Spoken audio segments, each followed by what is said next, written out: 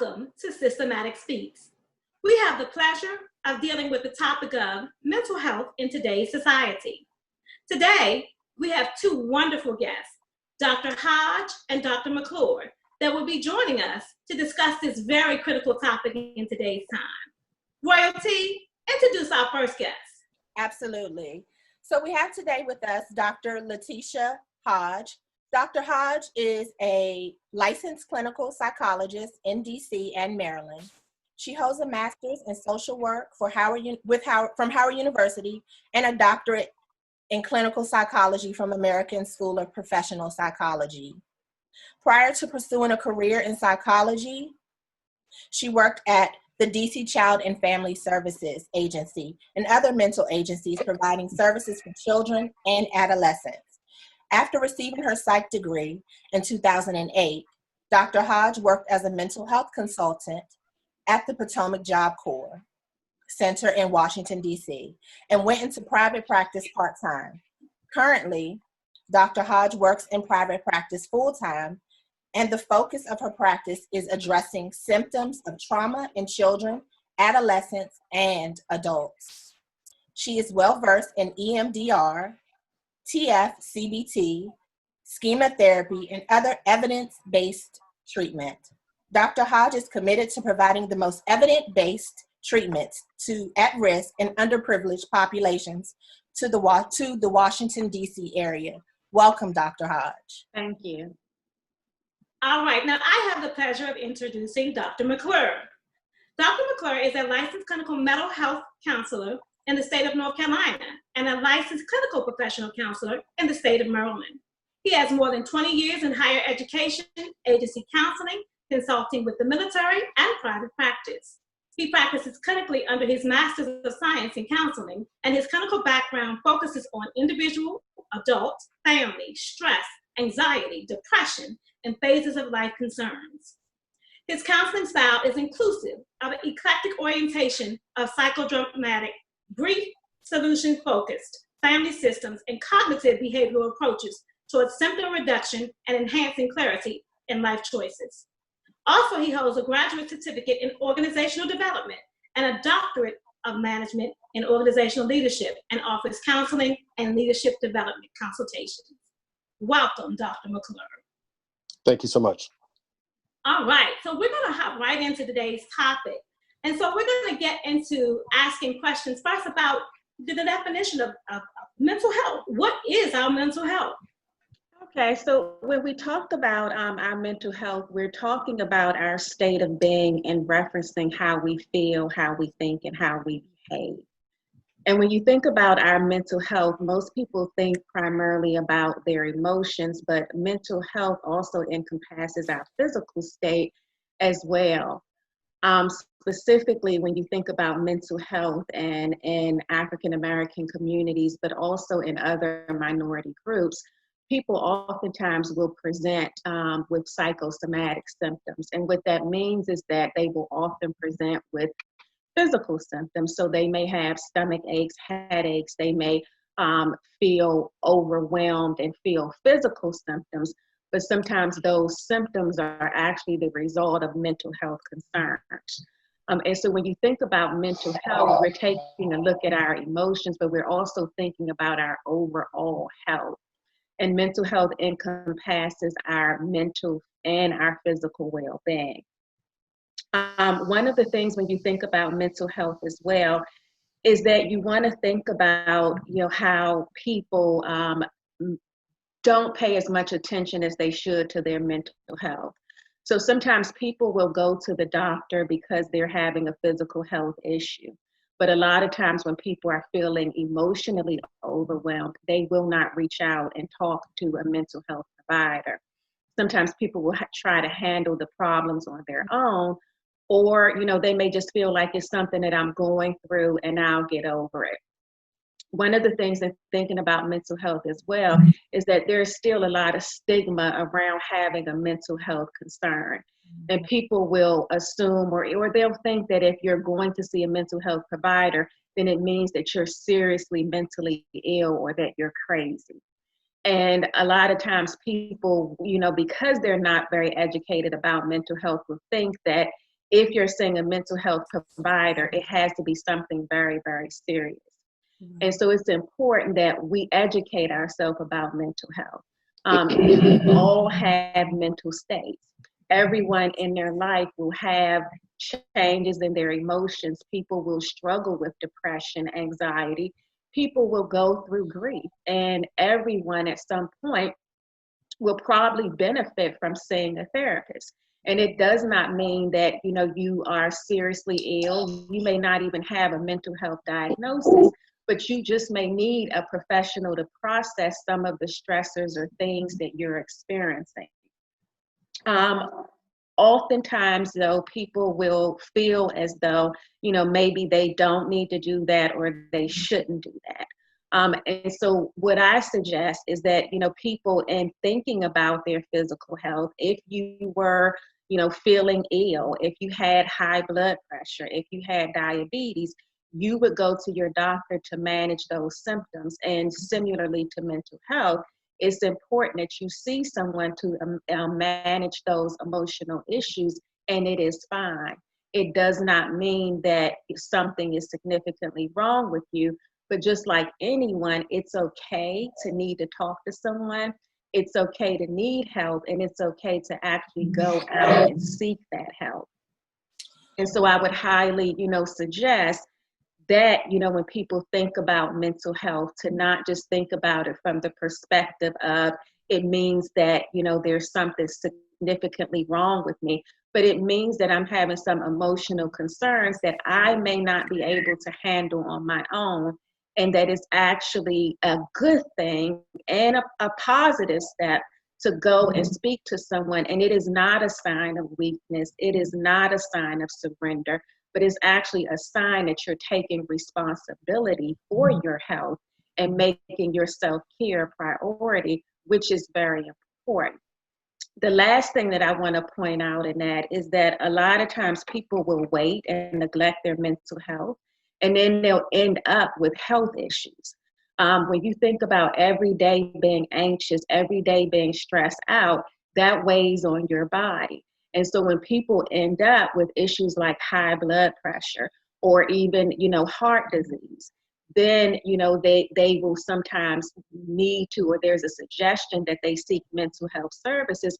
But, you know, and before you get to that point where you have to see a provider because now you're having health problems, it is definitely important to talk to somebody about what you're going through so that you can reduce the potential of actually having some health problems.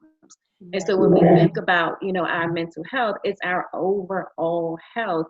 And it's important that we take care of our mind, we take care of our body, and that we're looking at our whole selves and thinking about taking care of our mental health. Thank you so much, Dr. Hodge, for that. So, Dr. McClure, how do you view mental health issues of the individual person in context of what's happening in the world today? Okay. Thank you for the question. You know, I look at, and hearing the question, I'm hearing the individual and I'm hearing the context of the world. So I like to look at treatment or counseling or therapy in general in a systems approach. So all of us are individuals. All of us are a part of a family. All of us are a part of a community, and all of us are a part of a nation. So thinking about yourself in that context, what are the things that influences you as an individual? Whether your extended family, grandparents, your neighborhood, your community, the school, socioeconomics, all of these things, it's multitudinous of sorts. And all of these things are impacting us at different levels. So when I think about what's in the context of what's happening in the world, I know if we turn on our social media or if we turn on the TV at any given moment, we are seeing the crisis of what's going on. We're seeing whether it's marching or riots or politicians trying to make sense of the day, all of these things have impact on us. And honestly speaking, it shows up in many of my therapy sessions differently than it did even 2 months ago. A lot of folks are talking about these stressors differently across the racial dynamic. White, Black, Hispanic, Asian are talking about these issues. So I encourage people to think about all those forces and how they're showing up with you. I always encourage people to kind of think about a practice that they can engage in that helps them to kind of be transcendent in the moment. What I mean by that is, what are the things that ground you when times are good and when times are bad? What are the things that sustains you when life goes through its ups and downs? For some, that might be a spiritual practice. For others, it might be a philosophy. For others, it could be song, it could be dance. It can be any number of those variables to help people kind of ground themselves throughout. I'll say this, that when I was younger and I would kind of go down on the mall in the DC area, I would see maybe older gentlemen practicing Tai Chi. I took note of it, and I didn't really know what it was at the time. But I look at those movements, and I now can recognize that man is probably going to practice Tai Chi when it's rain, sleet, snow, hot, cold. He's doing something that regulates him throughout. So we have to know enough about ourselves and find out what is going to regulate me, what kind of practices can I engage in that kind of keep me grounded. And I'll add on to what Dr. Hodge was saying. I'm really appreciate how she was demystifying the therapeutic process and making it more palatable, where accessible, where people can feel like they're comfortable seeing it. And I have seen a shift that people are accessing, feel less hesitant to reach out to a therapist. So hopefully this show is a continuation of that kind of thinking, where people don't feel marginalized by reaching out to someone. We're all human beings, and all of us find ourselves in the need of reaching out to someone else to just help us process what's going on every now and then. All right. With that being said, we now understand about the beginning definition of our mental health and what that is in today's society and how we view it, and also some different ways of looking at it and not thinking that we're crazy or something is wrong with us. We'll be right back with both of our doctors to discuss more about mental health in today's society. Welcome back to Systematic Speaks. We are going to continue our conversation with Dr. Hodge and Dr. McClure about mental health in today's society. Welcome back again. So Dr. McClure, I want to finish up asking my question that I had of you, which was, under what circumstances would you recommend that someone seek a mental health professional? Okay. In the field of therapy and mental health in general, there's just an acronym thrown out called ADLs, which is Activities of Daily Life. And so I would like for everyone to kind of think of, what are your ADLs, Activities of Daily Life? How you get up in the morning, the routines, the engagements, the conversations, the commute that you're on, the jobs, or whether folks are telecommuting these days. And all those activities of daily life are part of our circumstances, our individual circumstances. And once again, we find ourselves as a part of systems. We are intricately tied to these activities of daily life.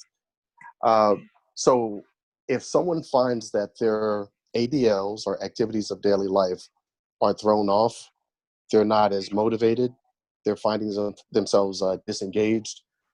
Perhaps maybe if it's at work, they're missing emails, missing out on assignments, they're falling back on certain projects that they're working on. Maybe that's a sign. Maybe that's one of the circumstances. If someone finds that their eating patterns have changed, their sleeping patterns have changed, maybe that's a sign to them that they might need to check in with someone. Or maybe if there are friendship groups that they just haven't checked in on a while. It's like, wow, I haven't talked to such and such in 3 or 4 weeks, and I'm used to talking to them once a week. That routine is now thrown off. That activity of daily life has changed. So in general, I encourage people to be aware of their routines, and this helps people to be more mindful about what their day-to-day looks like, so we don't go about our days looking robotic, but we really begin to assess what are the things that keeps us strong and healthy.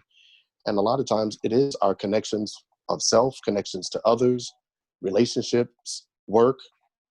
For example, if someone has recently lost or their job has changed, a number of people have been checking in because they moved to telecommuting. And the telecommuting means they've lost those relationships of the person right around the corner or down the hall that was previously there. And that is a change in their activity of daily life. So sometimes if you just feel like one of those things is thrown off, and you want to catch it before it has a domino effect, I would encourage you to take a look and maybe reach out if you feel like it's beginning to impact you in a way that's it's just not serving you. And don't rate yourself like, I don't need to call anyone for that. Call. I don't need to reach out for anyone for that. Reach out. You know, if it comes to mind that you should probably reach out, follow that first instinct and reach out. It's great information. Mm-hmm.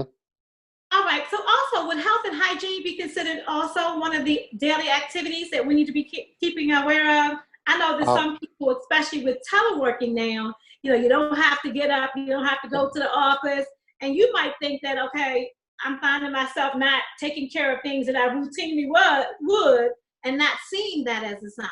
Would you say that that's also one of the daily activities that people should be cognizant of? Thank you for bringing that up. The telecommuting option has definitely changed routines.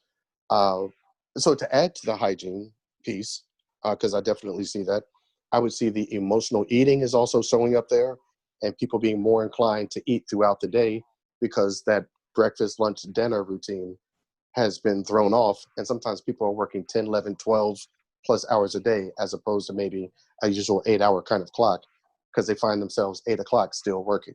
So sometimes they don't know when to shut off. That commute used to remind them to shut off, or that 5 o'clock used to remind them, but now they just kind of continue going. So thank you for that point. All right. So I now understand that I need mental health because I haven't learned to social distance from the refrigerator yet.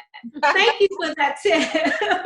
And if I could add something as well, I've found that to be the experience with a lot of clients, that while they're working from home now, they're sometimes even busier that they're working from home because they don't have a cutoff time. And so they're still taking calls at 10 p.m., 11 p.m. at night, and there's no balance. And then also, there's not the social aspects of talking to people at work, but then people are getting busy with Zoom meetings. And so they're finding that they're doing so much that they're overwhelmed and they're busy on Zoom, and things that they thought they could make up for and do while they're at home, that I'm going to clean my house, I'm going to do all of these home projects, that people aren't even able to get to those things because they're just as busy at home as they were when they were at work. And so, I think that even though, things have changed a lot with the telework, people still need to have balance, and people still need to think about their self-care and having a cutoff time so that they're not becoming just as overwhelmed at home as they were when they were actually physically at work. And so to both of the doctors, what do you say to individuals who feel like there's no need for me to take off because I'm at home? What am I taking off or utilizing leave for? There's no need for me to take off. I'm home already.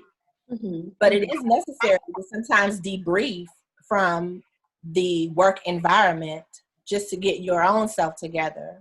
Mm-hmm. And it's okay. Well, even though you're working from home, it doesn't mean that you still don't need rest.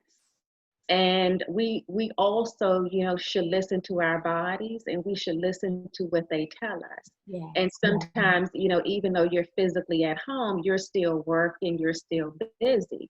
And sometimes people still may need a day off to check out.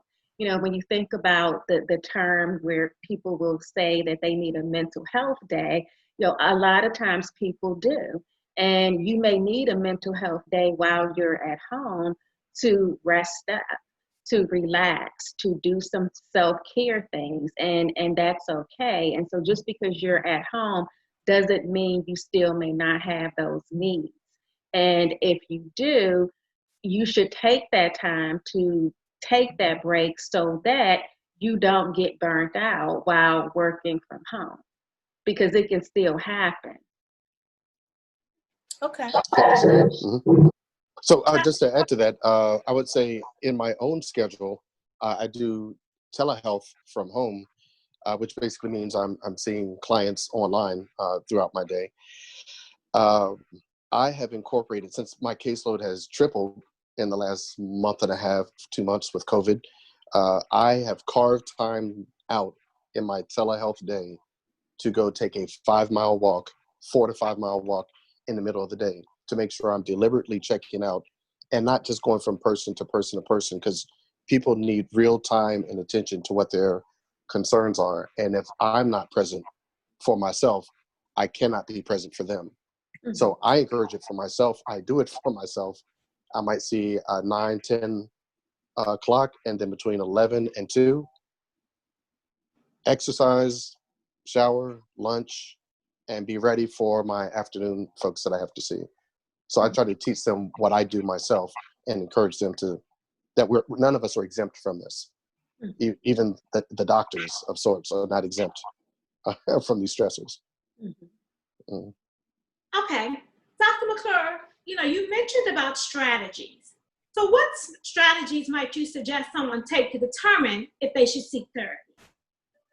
Okay, so when I am listening to people, I listen for 3 different things, the 3 domains of sorts. But I would encourage people to adopt these just as a philosophy. I listen to home. What does the home life look like? How are they managing their kind of activities of daily living at home, their relationships, their partnerships, time with children or partners, whatever that may be, rhythms and routines of the home life. I also look at work. How are they still engaging in those activities of daily living of sorts at work? Are they managing their time, their schedules, projects that they're working on, whatever that may be? And thirdly, community.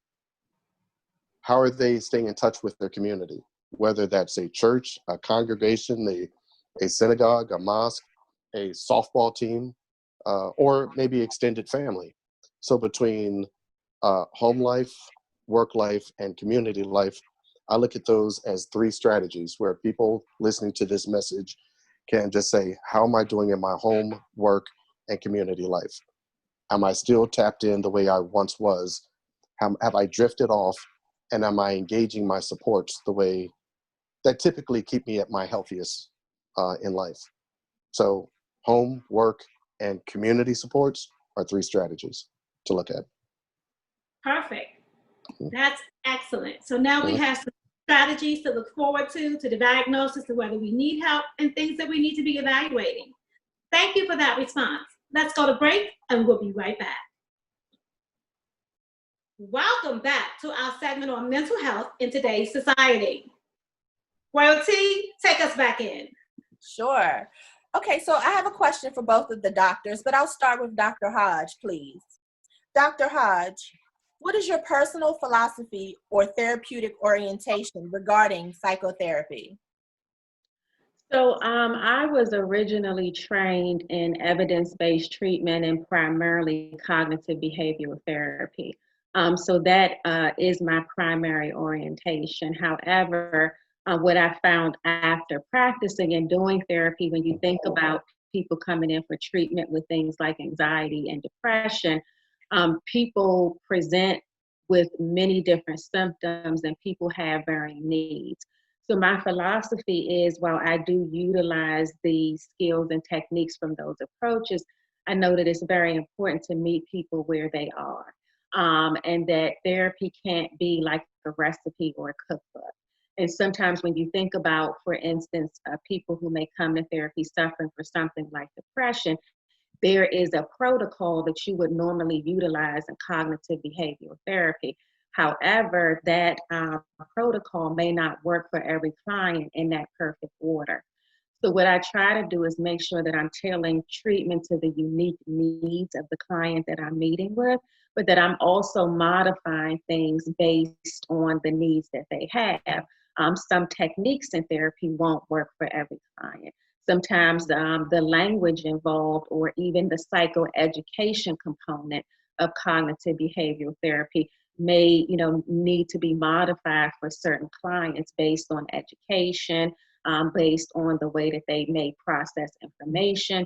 And so it's definitely important to take all of that into account when you're thinking about treatment planning. So, part of my philosophy is making sure that I'm not just following a treatment protocol, but I'm thinking about what adjustments need to be made for the person that I'm in the room with.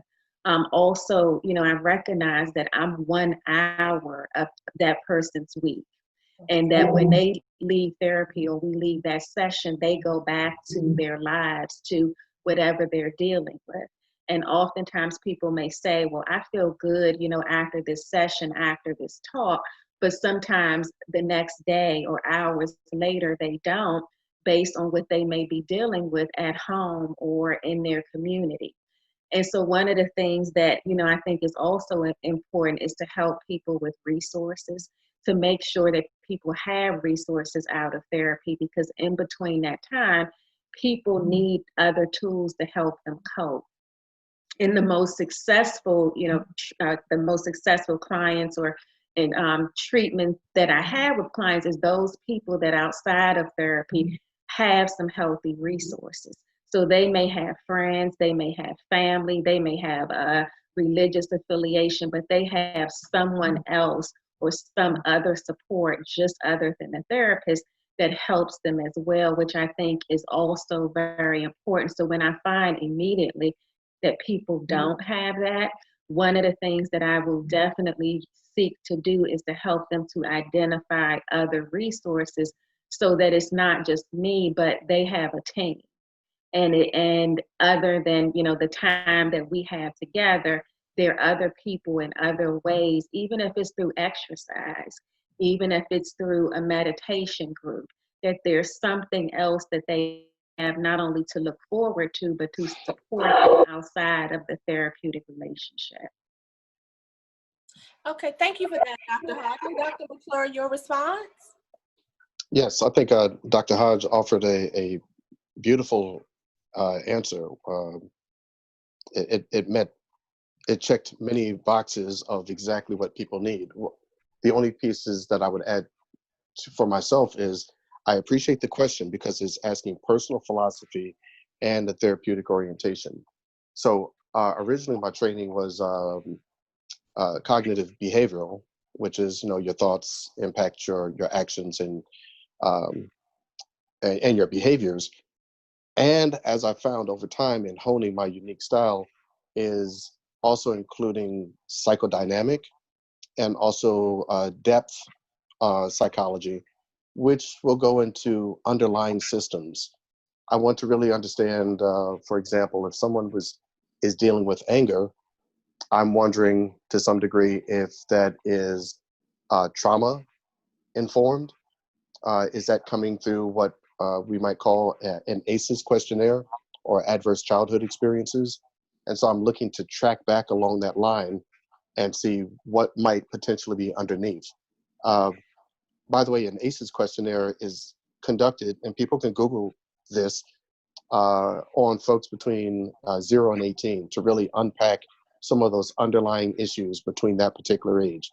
It doesn't suggest that things have not happened after that age, but between 0 and 18 are those kind of formative years to our personality. So my depth orientation and psychodynamic pieces, I want to really go back and unpack some of the history maybe behind some of those early traumas. And some of that can be teased out through a cognitive behavioral lens. And some of that is explored through the person's narrative, their storytelling, and their unpacking of events. Also, I mentioned anger. I would look at it in terms of, is it trauma informed, or was there someone in the family that, kind of gave them permission to use anger, if that makes sense?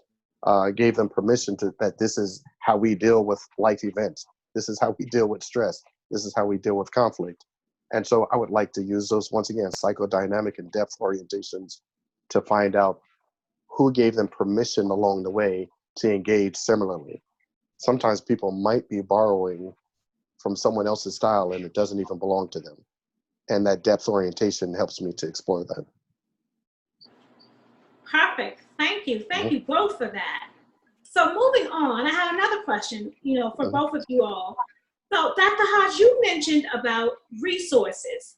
What resources might people want to consider when they're seeking treatment? What other things do they have that they can run to so that they do have this network of people that are going to support them rather than just having a therapist? hmm So sometimes, besides therapy, people may want to join a self-help group.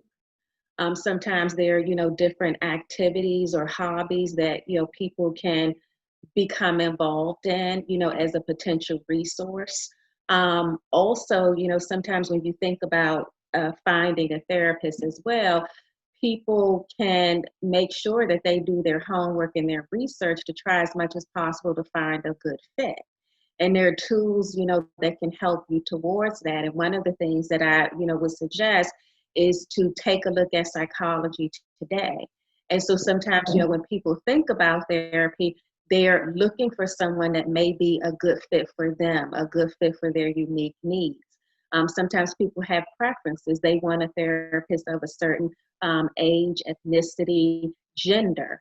And so sometimes using the resources to try to find the best fit for you is actually a good idea.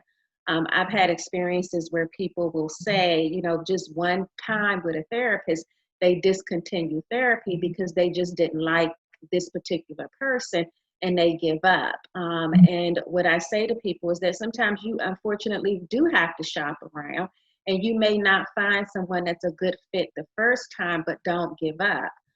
But as much as possible beforehand, you have, if you have an opportunity to do a consultation before you start therapy, and a lot of providers will offer that, you can make sure that the person is potentially a good fit for you so that you feel comfortable starting and building that therapeutic relationship. As well, I'd like to know from him, what resources would he recommend as well before we move forward? Okay. Earlier, I mentioned strategies of home employment or work and the community. So I encourage people to look into those three. Sometimes your primary support is right there in your home. And are we really engaging the people in our actual lives for the support that we really need? If it's there, then that's a blessing. And continue to grow those relationships that give you those supports. When it comes to work, I'm exploring the option of an EAP or an employee assistance program. Many companies are increasingly having EAPs or employee assistance programs as a place where people can tap into some psychoeducation, or perhaps there's some brochures and pamphlets that they can get on a particular topic. Sometimes EAPs will even come out to the workplace and they'll conduct sessions if you ask them to do such. And then also I encourage people to tap into their community supports. And once again, those community supports could be exercise oriented, or they could be spiritually oriented.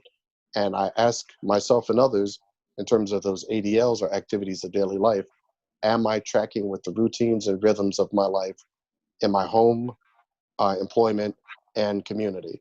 There are great resources all around us. And sometimes you might get a good referral by just opening up and talking to a good friend about a challenge that you're going through. And I wouldn't be surprised that they tell you, hey, I saw this therapist at this time. Why don't you call this person or that person, or call this agency or that agency? So sometimes just a word of mouth referral can do wonders. So tap into your systems. Absolutely. Mm-hmm. So Dr. McClure, what are your thoughts about trauma and how it shows up in your daily life? Trauma shows up in the form of anxiety, lack of trust, relationships that are challenged from day one when people have not done their own work of sorts. Trauma shows up in our thoughts, our actions, and behaviors. So earlier, maybe a question or two ago, I was bringing up the ACEs questionnaire, which is Adverse Childhood Experiences. And so adverse childhood experiences is a trauma-informed approach to understanding what's going on in a person's background from 0 to 18. Some of the questions might focus on whether it is sexual trauma, whether you witnessed violence, whether you saw people being physically or emotionally abused in the home. Did someone have a drug or alcohol history? And all of these things can kind of contribute towards someone having a traumatic background. Now the score is between 0 and 10, and Dr. Hodge might have more on this, more or less. I'm not sure. She can feel free to speak on that matter. But most of the questionnaires I've used are between 0 and 10. So someone could score a 0, or they can score all the way upwards of a 10. So I would just encourage that person to be mindful that if they're scoring, the higher you're scoring, to be aware of these pieces and start doing some deep therapy around what's going on and what that history comes from. To be more specific, I think a trauma event could happen, and then a person could choose to react when they're not fully aware of the trigger. Once we've done some of our work, that deep work that we have to do on those early experiences, those adverse childhood experiences, we can learn to respond. And think about the difference between reacting to a conflict or responding to a conflict. I suggest reacting is what we do when we're not aware of our triggers. Responding is something we can do once we've done our work, identified our triggers, and recognize, here's how I'm choosing to respond, because I don't want that old trigger to pull me back into that trauma. I'm going to do my work so I can learn how to respond versus react. Thank you. Perfect. I know that Bon's aunt tells us all the time, do the work. Do the work. Mhm. Do your work. And I think, that Dr. McClure definitely highlighted some very important issues with trauma. And I would, add as well to that with what he stated, that sometimes people think that the triggers are, that they're obvious. And sometimes people are triggered by things that you wouldn't even think may be triggers. They may be very subtle. But people will notice a change in their mood, a change in their behavior. I've had people who, may have been triggered by a scent or a specific sound, so it could be wheel screeching, or it could be the sound of traffic. And they're not in tune to, what just happened there. And just like Dr. McClure said, doing the work to identify what those triggers are is very important, because oftentimes people realize they weren't even aware that these things that seemed, so simple or not very obvious were extremely triggering for them. Okay. Thank you for that, Dr. Hodge and Dr. McClure. So what we're going to do now is we're going to go to a short commercial break, and we'll be right back with Dr. Hodge and Dr. McClure. Welcome back to Systematic Speaks. Let's continue our conversation on mental health in today's society. So my next question is, Dr. Hodge, what if I'm angry? How might it be helpful for me to deal with the anger I feel over the racial injustice and the police brutality that we see going on today, not only with George Floyd, but we recently had someone to be killed just on the 13th of June, again in Atlanta. How do we deal with that? Mm-hmm, mm-hmm. Well, one of the things that I would want to highlight first of all is the emotion of anger. A lot of people struggle with the feeling of anger, and sometimes people will feel like it's an unacceptable emotion, or it's an emotion that's going to lead them to be out of control. And when you think about these instances and what has occurred, it is normal that people feel angry. And it's not that we feel angry, but it's what we do with the anger. And when you think about anger, a lot of times anger may be a normal emotion that comes up when we see these racial injustices and we feel angry. But where the anger becomes a problem is when it turns into aggression and it turns into acts of violence. And so when you think about the anger, one of the things that you want to be aware of is, yes, I may feel angry, but how am I going to respond to this anger? What am I going to do that channels this anger into something that's proactive? And so when we feel this anger, we may feel it, but then what are we doing to help us through the anger? Maybe it's becoming a part of the cause. Maybe it's writing to your legislators. Maybe it's forming an organization. Maybe it's becoming a part of protests. So a lot of wonderful causes were sparked out of the anger that people felt, and they figured out a way to channel that anger into ways where they were being proactive and not just reactive. And so we want to make sure that we don't not acknowledge the anger or dismiss the emotion, but we want to make sure that we channel it in healthy and productive ways. Another thing that I would suggest is sometimes people struggle with anger and they just feel like, okay, I'm angry and I'm going to explode. With anger, sometimes as well, you want to pay attention to your warning signs that, maybe you have struggled with anger management problems. It's important to know the cues that your anger is escalating. Some of the things to pay attention to are what are referred to as cognitive cues, your internal dialogue. How does your self-talk get you worked up? Do you have more emotional cues? So sometimes people not only feel angry, but they feel other emotions as well that exacerbate the anger. What are your physical cues? So sometimes, the warning sign for people is when they start to raise their voice, when they start to yell, or, if they're gonna maybe potentially hit something. Those are the warning signs that you may need a break. And so we definitely, want to pay attention to all of those things. Or, you feel like you're about to cry. Sometimes that's the warning sign for people. So it's not that we don't get angry, but it's how we notice the anger and what we do with it to manage it and control it so that the anger doesn't control us. Feelings of anxiety and depression around the death of George Floyd and the recent protests. We turn on the news and that's what we see a lot of at this time. We're seeing a lot of the protests and they're going on and they're surrounding the George Floyd and surrounding the injustice that is going on with our Black and brown people. So how do we deal with the anxiety and depression that comes along with seeing that? And, a lot of people are feeling more anxious, more a heightened sense of fear. And one of the suggestions that I would make for people is to pay attention to and think about, in the midst of all of this, there's so much that's out of our control. And we can't control, what happens in the world from day to day. We can't control some things that people do, but what we can control are the things that we do and the things that we personally don't do.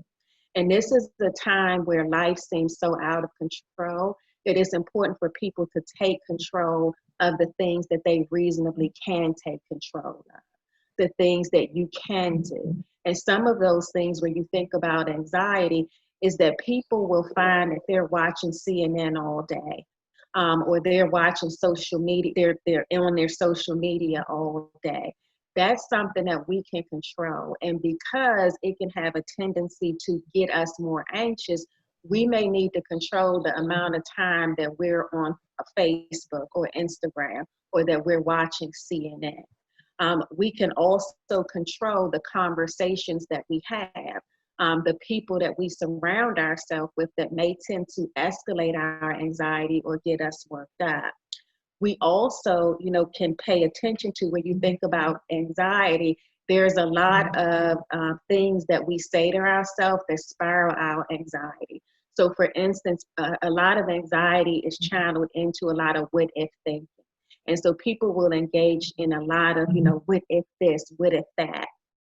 You want to pay attention to your internal dialogue and how that internal dialogue may also get you more worked up.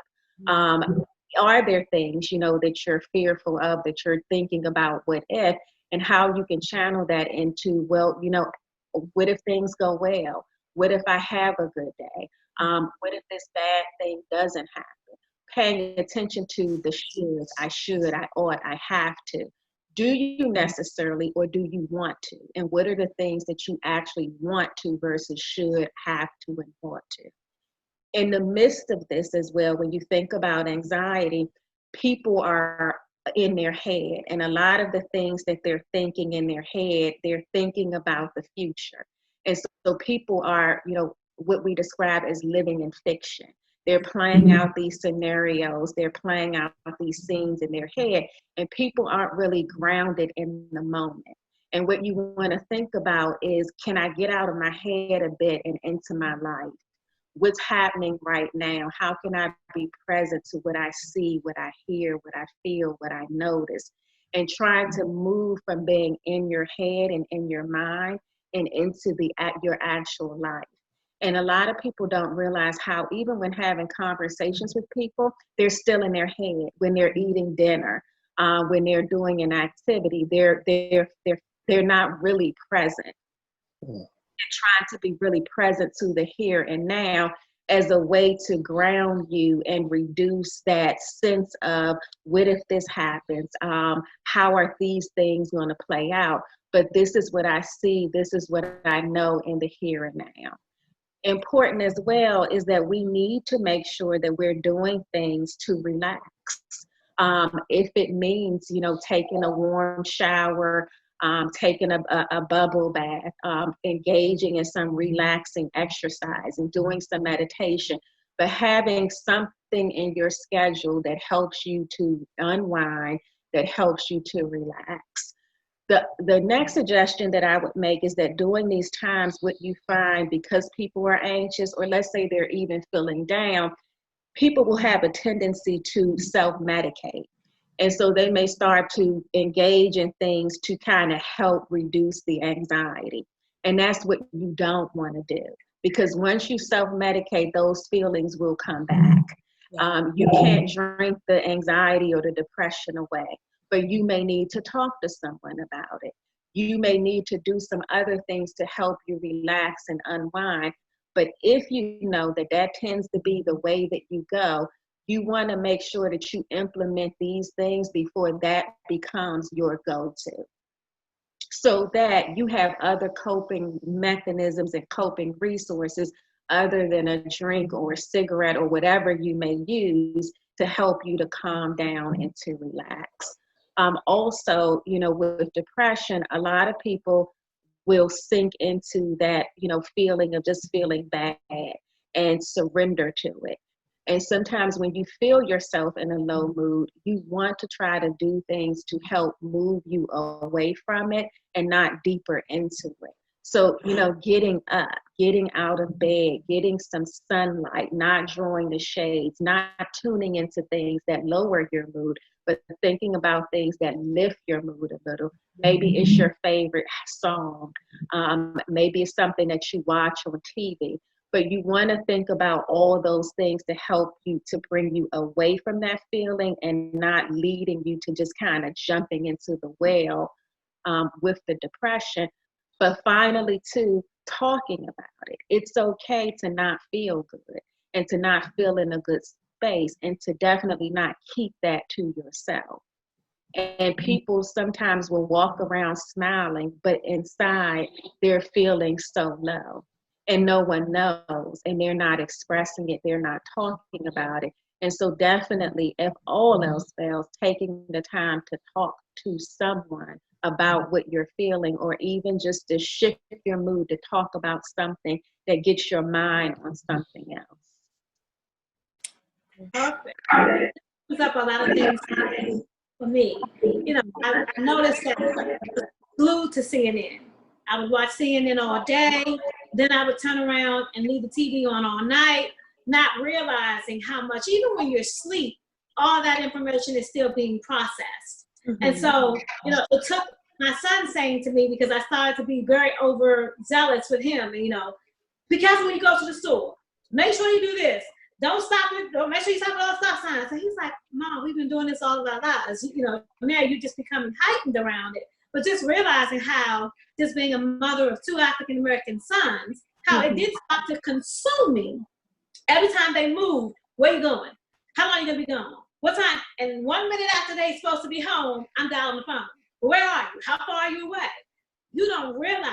And so I thank you for bringing that piece, to our forefront for us to think about, that what we watch every day does begin to start to be a part of your thinking. You don't even understand how much you're processing it. And I also remember feeling angry. And you talked about that as well. I felt angry about what was happening to our African American sons, because that's all I had, and didn't know how to process the anger. Had to think about, I wasn't able to release until the officer got locked up. then I felt some sense of, okay, I feel that justice might be served, but a charge, it doesn't mean you're going to serve. It doesn't mean you're going to be sentenced. But it was just a little bit of relief for me to know, okay, well, at least they did make the first step. So we talked about, our sons, and, Royalty and I both have sons. One of the questions I would have, Dr. McClure, for you is, how can I talk to my kids about George Floyd, police brutality, protests, being cognizant without making them and putting my anxiety of being an African American mom onto them? What would you recommend?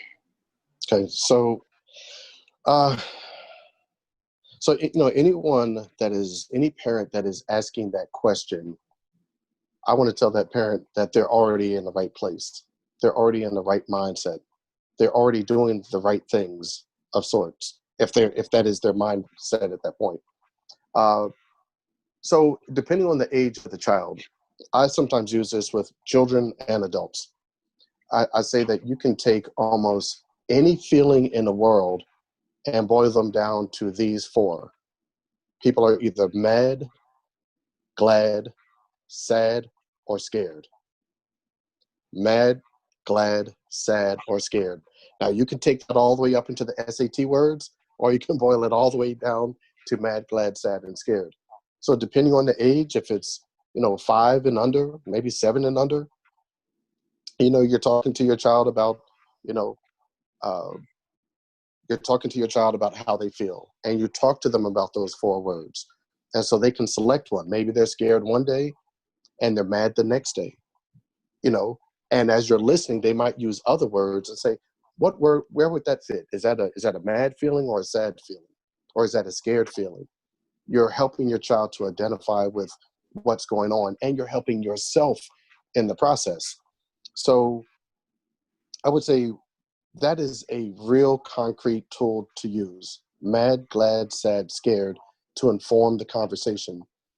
I would also suggest that depending on what age your child is that has access to social media, if they have access to social media, then the time for the conversation is now, if that makes sense. Sometimes 7-year-olds have cell phones, and sometimes they don't get them until they're 14 or 15 or 16. So if they're younger and they have that, then it's time to start the conversation, because they are coming across that information. They are seeing the news feeds. They are on YouTube. So to some degree, many of them are going to come across that information. And the mad, glad, sad, scared dynamic is a way to engage that. So I encourage you to use that language back with your children. Now, also, because these things are going on, it does not mean that the world is in total chaos. We can turn on the news and social media and would have us to think that, but I can look out my window right now and see birds chirping. So what I'm saying is, take time to identify 3 observations a day of things that are pleasant, positive, engaging. Mom, I took note that there were birds singing outside my window this morning. A mother or father could say to their child, I had extra time today to work on my car, or I worked in my garden today. Whatever those things are. I think if you can help your child to identify at least 3 positive observations, they're finding a counter narrative as well, a counter to the drama that we see through social media and the news every night. And so one last thing is, if I asked everyone to think about 9/11, I'm sure everyone in this audience can imagine and see visually in their mind that incident, that accident of terrorism that took place on 9/11. I learned at that time, and that was before Google, before Facebook, before any of the social media. How many times do we need to see these images over and over again? I suggest maybe 2 or 3 times to understand the story, and then I shift. I want to read articles about it.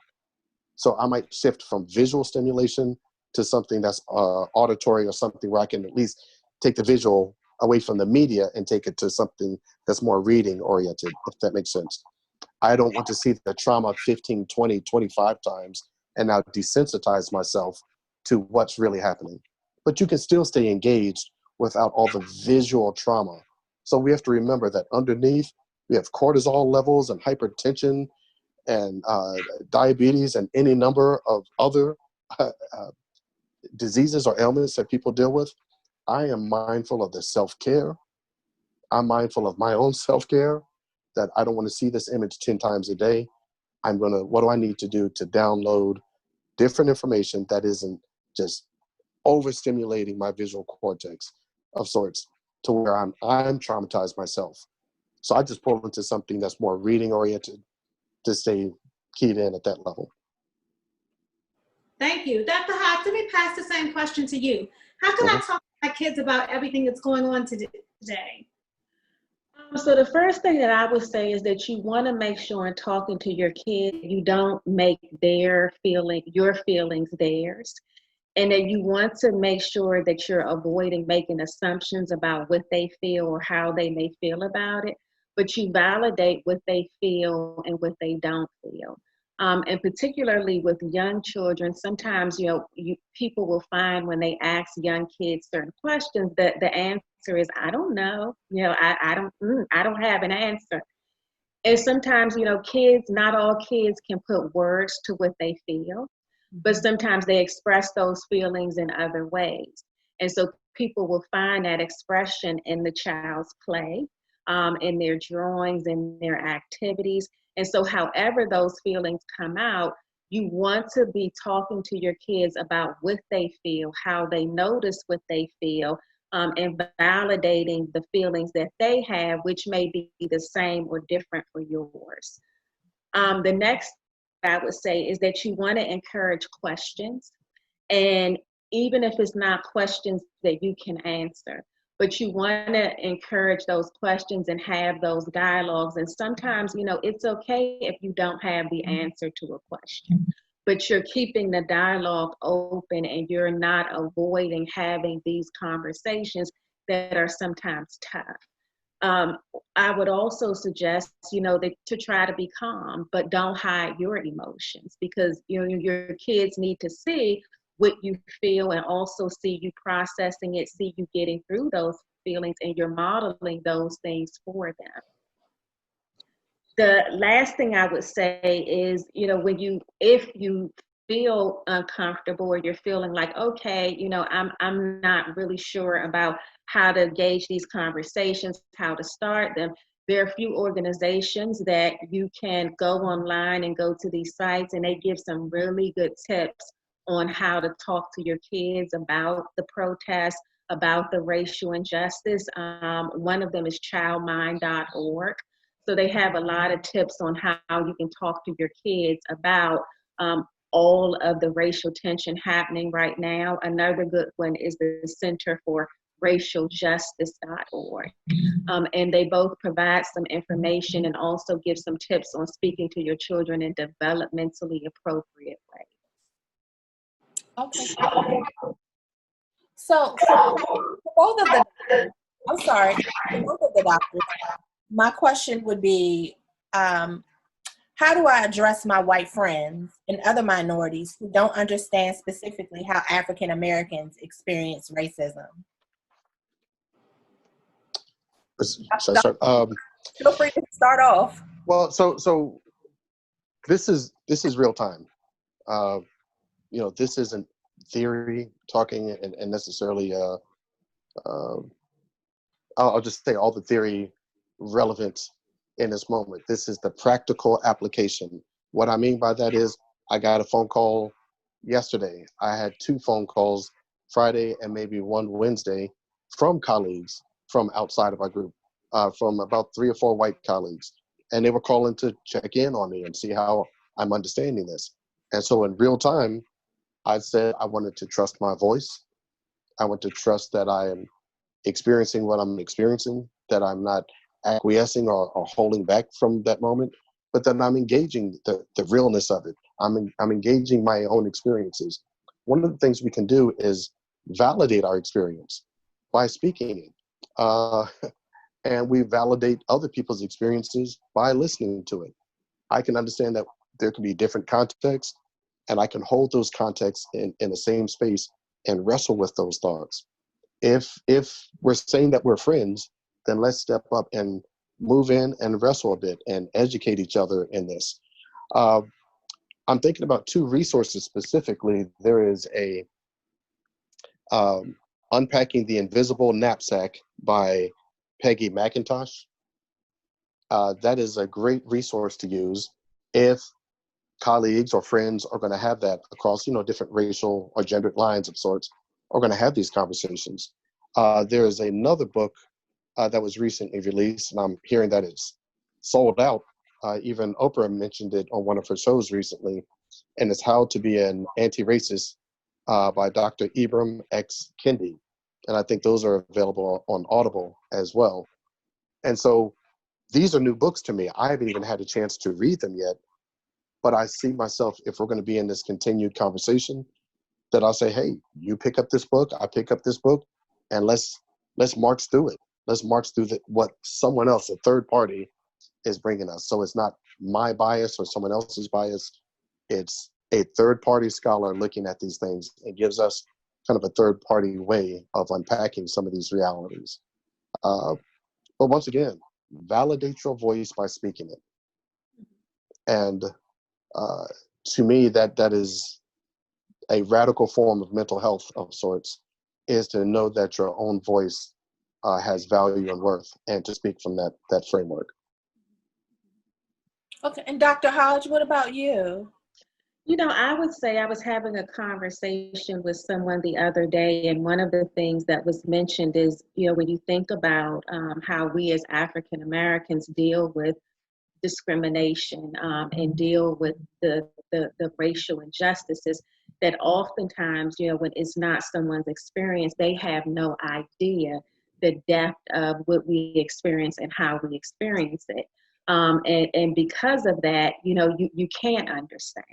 And so, for example, many non-minorities, and particularly if they're not African American, don't know what it feels like to be fearful or guarded when you get pulled over by a police officer, and feeling afraid because it's just absolutely not their experience.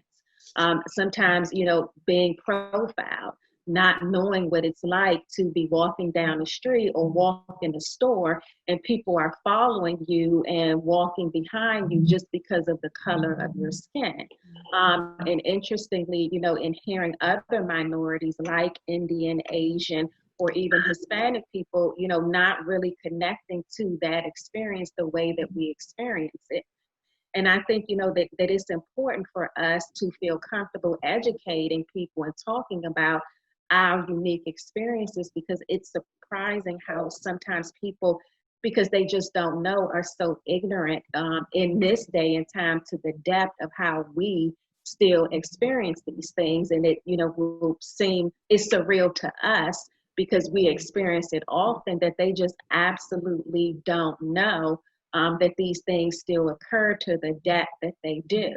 And so I think that it's important that, we talk about these things to our friends of other ethnicities who genuinely sometimes don't get it, but they want to know, but they just don't understand. And sometimes, there are people that will never understand. They'll never get it because they've never experienced it, but they may be able to empathize with the fact that this is your experience, even though I don't understand this. And I think that that's the way that, sometimes non-minorities, they can't fix this. They can't, make us feel better, but what they can sometimes do is empathize with the fact that this is our experience. Perfect. Thank you so much. And I appreciate the advice you've given to, ways in which I can have that conversation with my friends that are of other ethnicities. It's been a difficult conversation to have because they cannot ever experience what it is to be Black. Absolutely. They don't know what that feeling is. They don't know what it is to go out and be pulled over by the police and not know if you're going to live through that experience. So I appreciate giving me some points and things that I can do to have that conversation and to also advise them on how to be able to help the cause. Because a lot of people, I went to the protest and there weren't just African Americans there. There were all minorities there standing together. So people are vested in helping the cause, even though they may not be of the same skin color. So with that being said, let's take a break and we'll be right back.